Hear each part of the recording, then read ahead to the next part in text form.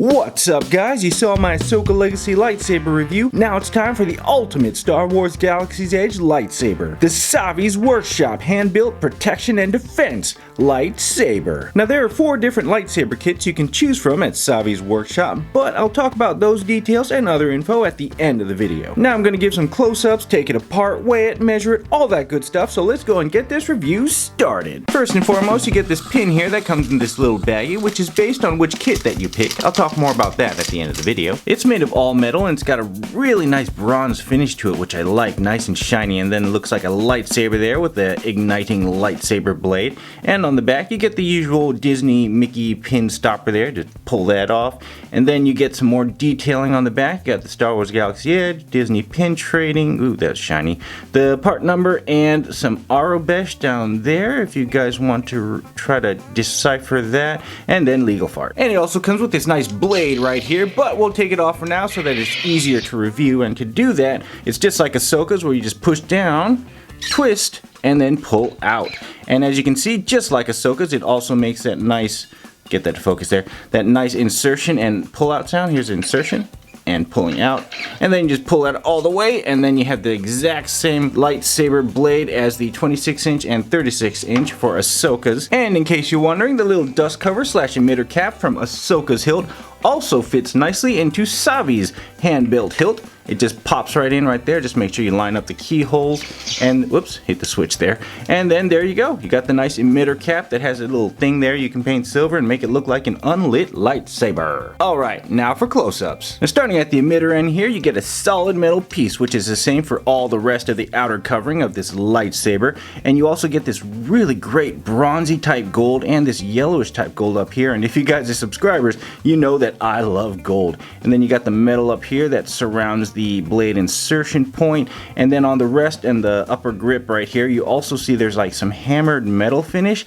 and you get some kind of nicks like right there and almost cracks into it, making it kind of look pretty ancient, which I really like, which is a reason I picked this one aside from the gold. And then you have the switch housing here, which is also made of all metal, and I really like the design of this particular one because of those lines there and this bronzy gold. The only thing is though, this actual switch is made of plastic, but it has some nice etching and sculpting into it, as you can see, that kind of makes it look like metal, so it kind of makes up for it. And what's kind of cool is if you flip the switch with no blade, it makes a broken circuit sound, and the workers there, or the gatherers as they call them, say that's because the Kyber crystal is unstable and they need to stabilize it first. But also what's interesting is that it'll make that sound even without a Kyber crystal, so that meh. And moving into the bottom grip here, I really like this one in particular. First off, it's got this single gold dot right here, which is just awesome, and it has this really nice inscription, kind of like scripture writing all over it, which if you read the park map for protection and defense, it says that this is ancient and mysterious scripture, so I guess we're not supposed to be able to read it. I mean, it's definitely not Arabesh, but oh well, it looks pretty cool. I like it. And moving in the pommel here, you get that nice bronze stripe going all the way around, as well as a nice hammered metal finish, and you get some little kind of gear sculpting going all the way around, which I really like. And then you have these little slots cut out, the little holes there, that's for the speaker sound to come out, because the speaker's at the bottom of the hilt. And this here is the belt clip, or the little attachment for the belt clip, and this is actually made of plastic, which is a bummer, and it has a very thin metal screw that holds it in. Now, I was talking to one of the park guests, or a fellow traveler as they say, while I was in line at the cantina, and she said she actually tried to hang this on her belt clip that she bought from Doc Ondar's, and it broke twice. She took it back there and they gave her a new little clip here, this plastic piece, but that's just something to be aware of. But I think we're done with the close-ups. Let's go and take this bad boy apart. Now the entire hilt here is made up of 9 pieces total, and it's all screw-on pieces. There's no glue, there's no clips, there's no arc welding, no nada. The emitter just screws off like so. Take that part off. The upper hand grip screws off as well. Righty-tighty, lefty-loosey. The pommel also comes off just like so. And so does the lower grip. Spin that off. Ching. And then the switch housing just pops off. It's made of 2 pieces. There's 1 piece. Be careful about how you hold it. I like to hold it like this because it's slippery and it'll just fly off onto concrete, worst case scenario. And, yeah. And then of course you got the Kyber crystal right here. I picked the purple Mace Windude one. And then finally you have the little battery module, also called a power cell, depending on how realistic you want to go on it. And then you have the hilt frame, and that is it. Oop. blocking. That is all 9 pieces for you. Now let's go and take a closer look at each of these pieces. Here's a closer look at the emitter piece. You've already seen the outside, so here's the inside, nice and smooth. You can see the little threads right there. Then here's the upper hand grip or lower one. They're interchangeable.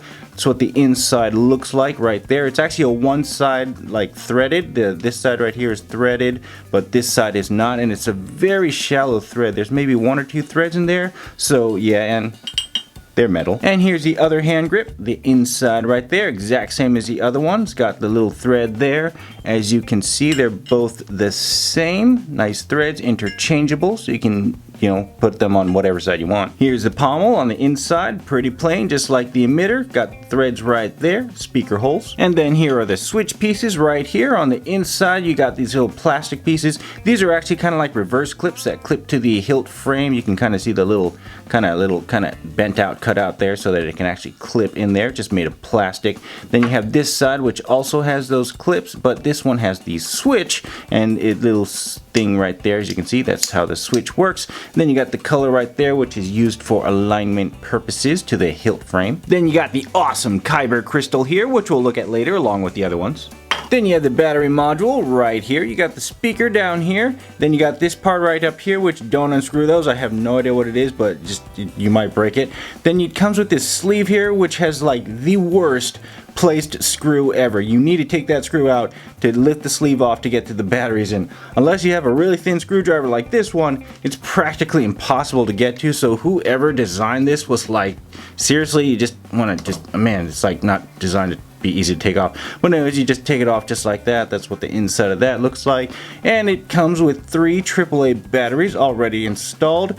Not the best brand, not really sure what that is. GP alkaline, man, probably put some Duracells in it later, but that's what that looks like. And then you just put the sleeve back on, and it actually is important to put the screw on because this locking mechanism that like locks it into the actual hilt is on the outside sleeve, so if you don't do that, this just slides right out. So it's just a really bad design. And to insert it into the hilt, you put it into the battery end there. If you want to take a look what that looks like inside, get my trusty flashlight there, shine it in there. You got little kind of contact points there, and you can see the little mechanisms going on.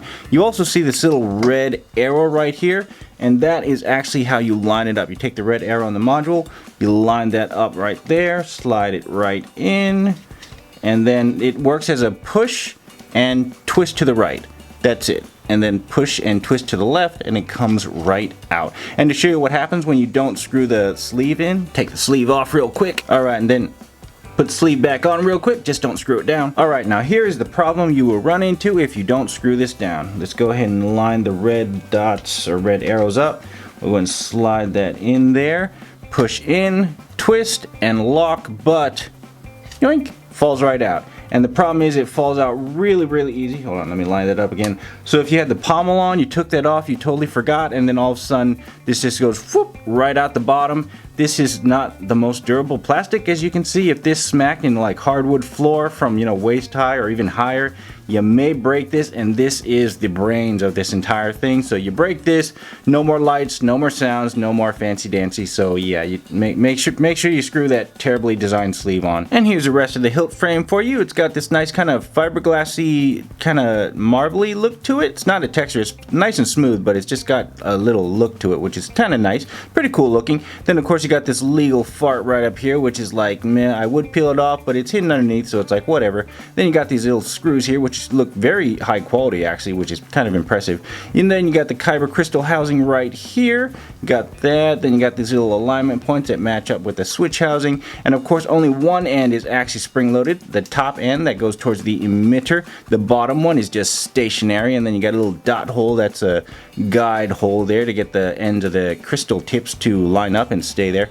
Then you got the window right here for the LED lights that light up to the color of the crystal. Same thing on the top. Some more threads here, just like on the bottom. And then you have the blade insertion point there, and grab my trusty dusty flashlight, and it's the exact same as Ahsoka's blades there. You got the little connection point and then the railing for the blade. And that's all the pieces of the hilt for you guys. Kinda looks like a droid like that.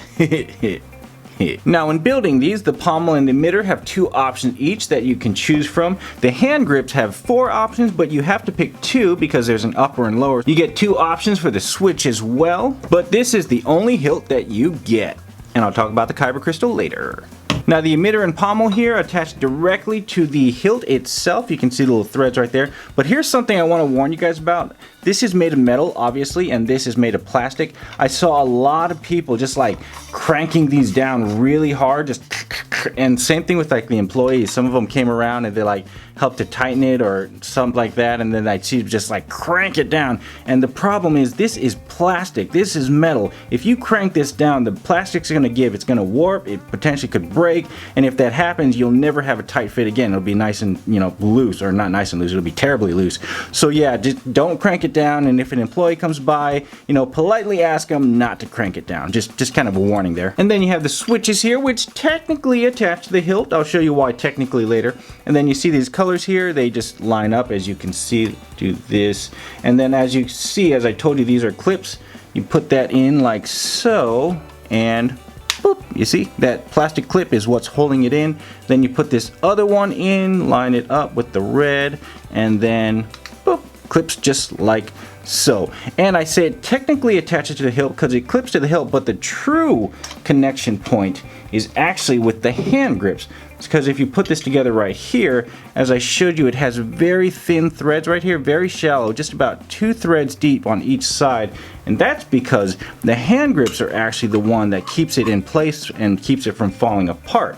So you just put that together like that, and then this is actually a separate module all by itself, as you can see right there. And the only thing that those clips really do is just hold it stationary so that it's not rotating on the hilt. So you really just have 2 pieces. Alright, now that you've seen how all these pieces connect together, I want to talk about alignment. So let's go and piece this back together.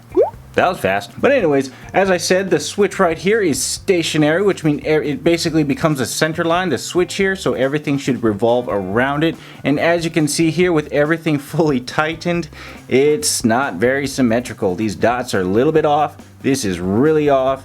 And then here's a center line right here again, that's off. This is, you can probably get away with that, but still that's off. And then the pommel is just whatever, because it's just universal there. Now I tried many different combinations when building this saber, as you can see here. I really like the emitter with the leafy thing on top, but when fully seated, the alignment just looked terrible and completely off in relation to the center switch, so I just trashed that. Same thing for the pommel there. I really like the spiked one, but the alignment was just off. I tried the other grips and switch as well, but none of them really helped to align them better, which is why I chose the combination I have, because it was the least weird looking when fully tightened. Now there's a semi way around the alignment issue, but it only works if you plan to display it only and not actually play with it. And to do that, you simply start loosening these pieces up. And you can see this one's nice and loose, and that's loose. Then loosen the pommel there so this can back out. And as you can see, now that everything's loose, a little too loose there, just kind of line them up, and then we'll put that way, a little bit off center, and then there you go. Looks a lot better, a lot betterly aligned, except for this one. There we go, a lot more aligned, and looks great. And what's kind of cool too, actually what's really cool, is you barely even see the hilt frame underneath. It's actually still hidden, and you don't really see any of the threads, so it works great at display. But as soon as you try to play with it, I mean, this thing falls off, and then everything's just like loose and wobbly dobbly. So if you tried to play with it like this might pop off, and then the battery pops off, things start hitting the ground, breaking, scratching. So definitely this is not the way to play with it. So that's the semi way around it. And as a side note, to show you what happens when you have loose parts, let me go and reattach the blade right here. If the pommel is actually a little bit loose, I'll just take it off completely. This actually happened to me, it freaked me out. See, right now it works great, but if I was swinging it and I hit it somehow, I hit the battery, and then it just kind of wobbled itself out, and when it comes out to a certain point, see how the light came on, but there's no sound? Do that again for you. Turn it off, turn it on. Okay, no sound but lights. I was freaked out. I thought I broke it, but all that happened was the battery came loose, so I just pushed it back in, twisted it, and The sound is back and so is the light. So if that happens to you, just check the battery module. So yeah, don't freak out like me. Alright, now let's get into the Kyber crystals. But first I want to talk about the switch real quick. Okay, took it apart so you can see it better. Now the way the switch works, as I showed you kind of flip that up and down, and then this little piece goes up and down, and that actually connects to that right there. As you can see, red on red goes just like that. You can hear that sound, no Kyber crystal. But as you can see, there's not really anything going on in there. Nothing moving. And if you look at the connection point, there's no button or anything. So I mean, I don't really know how that works, and it kind of bugs me because I like knowing how things work. I'm guessing it's like a magnetic solenoid or something, but it's such a short throw that I don't think that would be it, but it probably is it, because like, look, there's no buttons, there's nothing. So I mean, if any of you guys are engineers or electricians out there who know how this works, just comment below, because this is really bugging me. Alright, now let's talk about the Kyber crystals. Now when building your lightsaber, they pull out these canisters out of these little crate thingamajigs, and they have all these Kyber crystals lined up in there, and they're glowy and pretty and everything. And you get 4 options. You have green, red, blue, and purple. Obviously, I picked the purple. Now, if you want to swap out the Kyber crystals, it's actually really easy. You don't even have to fully take it apart. You just loosen the top grip up here, then you loosen the pommel here, which, depending on some, I know mine does because it clamps down on the bottom grip. So you loosen that there, and as soon as these are clear, the threads are no longer attached, you just pull that out right there, just like so. And now you have access to the Kyber crystal, and you simply just pull it right out. You kind of push up on the spring there, and then it comes right out. The spring I showed right there, and then to put it back in, you just kind of line up the little tips right there with the little holes that I showed earlier. Put that in, push on the top, which I find the easiest, and then line up the bottom, makes that cool noise, and then blink, there you go. But anyways, let's take a closer look at the crystal. It looks really nice overall. I really like the sculpt on it. It actually does look like a crystal, especially with the smooth plastic. It actually works here because it has that kind of crystal-y look to it. Everywhere looks great. There's a tip there, as you can see, the top and the bottom where you line it up on the lightsaber hilt, and it's just really nice overall. I like it, and it's pretty solid, and there's stuff on the inside. I'm guessing it's a NFC chip, but meh. Alright, get my flashlight here to show you what you can do with it. You just put that there, light that up, and check it out. Now you got a glowing Kyber crystal. Looks really awesome. You could probably buy a couple of these and then just have a light stand and make them glow. You have a nice Kyber crystal display, or if you're a Marvel fan, you can have an Infinity Stone display, whichever works. Come on, you know you're all thinking about it. And you can also buy additional Kyber crystals, which come in these canisters right there. They're 13 bucks a piece. Now they actually have white and yellow, but they were all sold out when I went there, and that kind of irks me because I wish Disney would have, you know, kind of anticipated the demand better and made more, because I can't exactly just go back to Disneyland and Star Wars Land especially to get those, and they don't sell them online either, so I'm stuck paying eBay scalper prices if I really want it, which I'm avoiding for now. Now I left the blue Kyber crystal canister unopened so you can see what it looks like brand new. All it is just shrink wrap so you can't open it, and it actually opens from the bottom right here, which you can't do since it's shrink wrapped. But I did open up the red one already, as well as the green one. As you can see on the top here, it's like some sort of clip if you want. You can just clip them to your belt or just whatever, little keychain. But anyways, you open up the bottom, then there's the bottom of that there with just some legal jumbo. It has a little package insert to kind of hold it in place, and then bloop, there's the Kyber crystal, the red one. Then you got that other end of the plastic in there too. So yeah, there you go. That's a brand new Kyber crystal, the red one, not the black one, unfortunately. And then here's a green crystal. The top doesn't rotate, in case you're wondering. It wobbles, but it doesn't come off, so don't twist it because you will break it.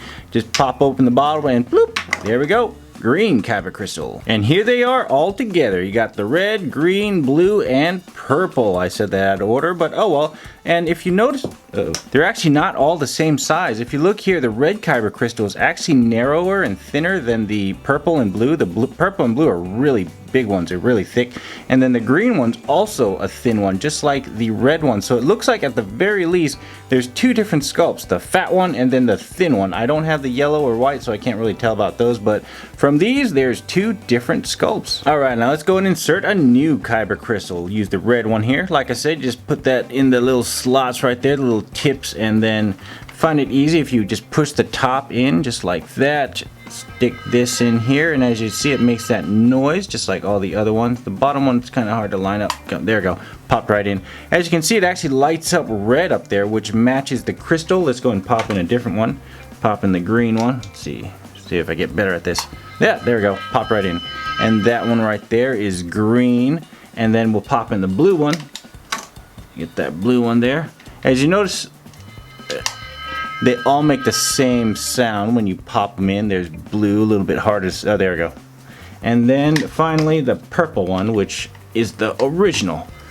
The one I like the most, and that's purple. Now, a fun tidbit about how these Kyber crystals work is that you actually don't need a lot of parts to make it work. You just insert the blade right here, like so, and then all you need is just one side of the switch. Line that up, and check this out. There we go, it lights up. And of course, each Kyber crystal lights up the different color accordingly with the same blade. Then of course you get the blue crystal, which makes the hero lightsaber sound. Boom, there's the blue one. And what's also cool is you technically don't really need the Kyber crystal fully seated. Check this out. Alright, let's go with the red one. I think that shows better with all this light. Put that in there, and then you just push this button in here like so, and then just throw that in.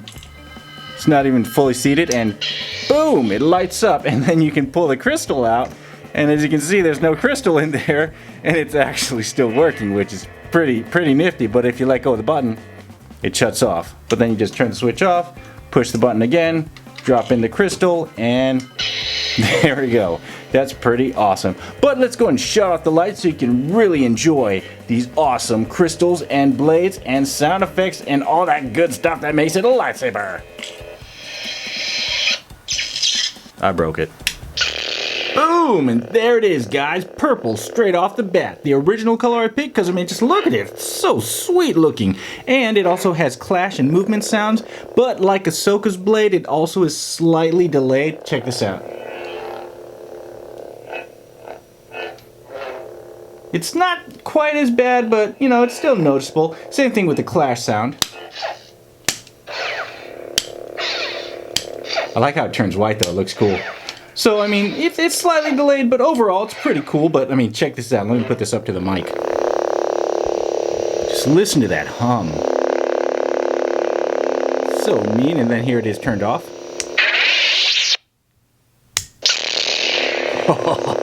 Oh, so nice. All right, let's go and switch to a different Kyber crystal now. And here's a green Kyber crystal. Notice how it has the sound effect of Luke Skywalker's Return of the Jedi saber. Here's the movement sound. Whoops, that's clash.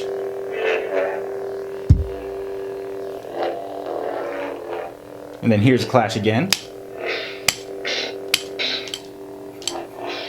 So awesome. So I mean, honestly, if you didn't want to spend another $110 on Luke's hilt and you were okay not having Luke's hilt, you can just buy another, you know, Kyber crystal for 13 bucks. Get the same looking blade and the sound effects. Now listen to it closer. And then here's it off and on. Oh, so nice. All right, next crystal. And here's blue, the hero saber color of all three trilogies. And if you notice, it has the sound effects of the Luke / Rey / Anakin lightsabers, which is great because that's another alternative in case you don't want to buy the hilt. Here's the movement sound.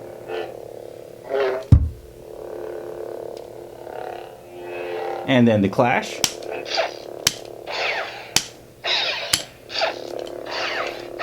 I love that. Ooh, this one's more responsive for some reason. I think. I don't know.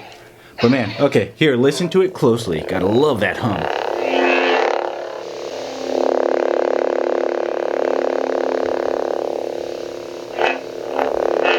And here's it off. And on. Alright, next saber. And here's the final crystal red, the color of the Sith, naturally having Darth Vader sound effects. Here's the movement.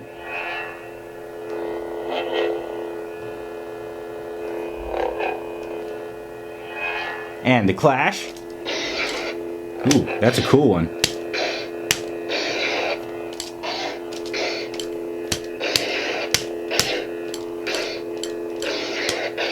And here's the hum. And the off. And on.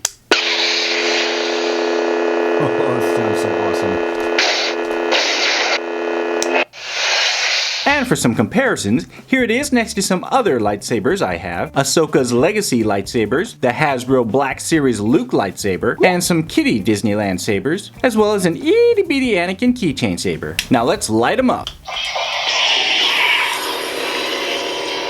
Rah, I'm a mini angry Anakin. Rah.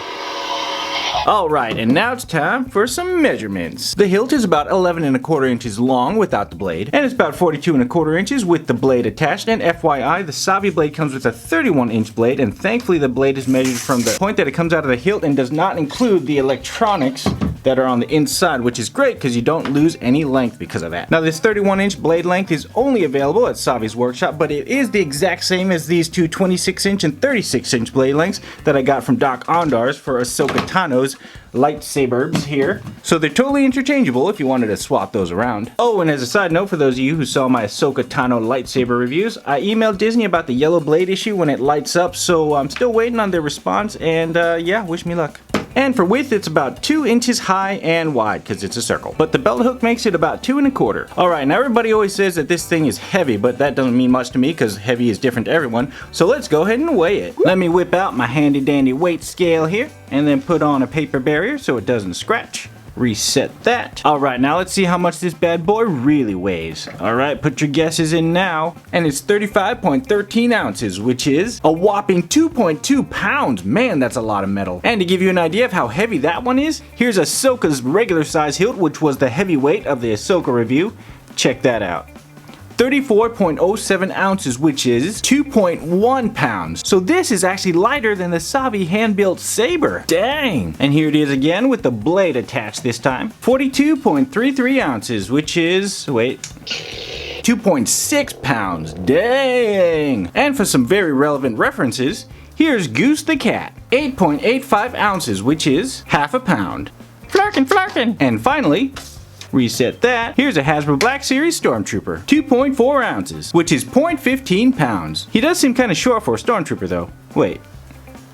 Oh, it's Luke, that's why. And every Savi saber comes with this handy dandy sheath here, which is about 51 inches long and about 3 inches wide, and it has what seems to be a rendition of the Jedi Order symbol. So that's pretty cool. And it also comes with this tag attached here, which is as close as you get to packaging info. Shows what it comes with right up here, and then if you open it up, you get some little show how to change the Kyber crystal batteries, and then written how to change the batteries, and then some legal fart on the back here in case you want to read that, and then some more legal fart right here.